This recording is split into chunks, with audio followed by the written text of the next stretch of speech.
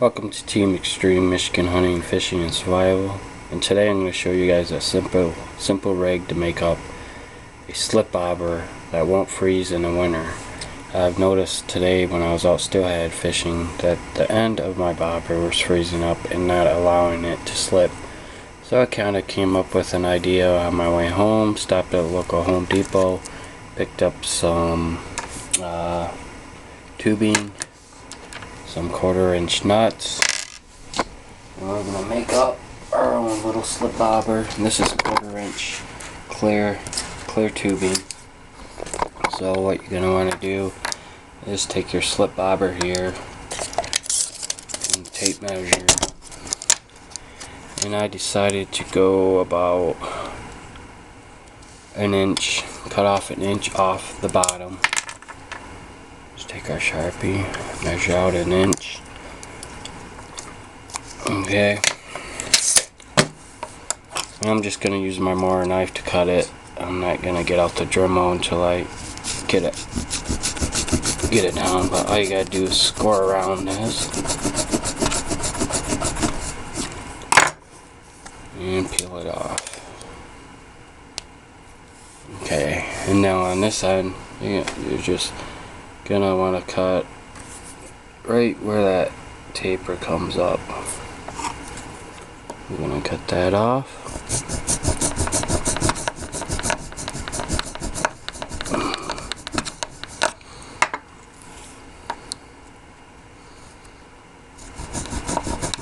I normally would use a Dremel. I got a Dremel, but I'm too lazy to go out to the garage and get it. So your bobber now looks like this. Pretty low profile. So the next thing you're going to want to do is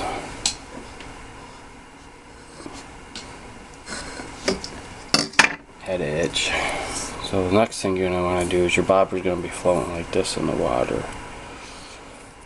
So I got a needle here, and you're just going to want to first, you're going to want to put this on, this 1/4-inch nut. And I normally super glue these down, but I'm not going to do that in the video, but you'll get the idea. Put a little super glue there so your nut is glued on there. And then somewhere in the middle here, you're going to want to poke a hole. So you're going to take your needle,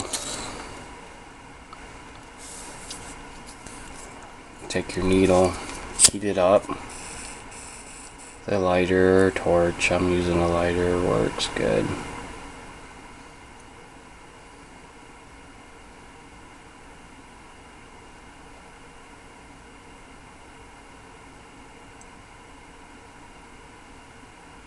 Yeah, it's plenty warm enough.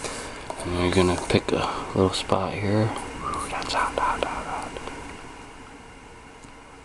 Poke a hole through there, just like that.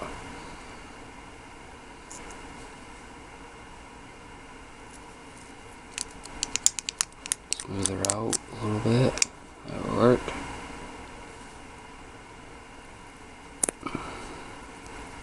Work it around so you have a nice clean hole. There we go. You can see the hole through there. Alright, so now we're going to want to put our weight on. Next thing you're going to want to do is take your tubing here. Measure it out. Slips over that. You want it to fit somewhat snug over that hole, like that. And what I'm thinking is leaving just enough here so I can grab it and allow it to slip up and down the line. Now you have something like that. So we're going to take this off.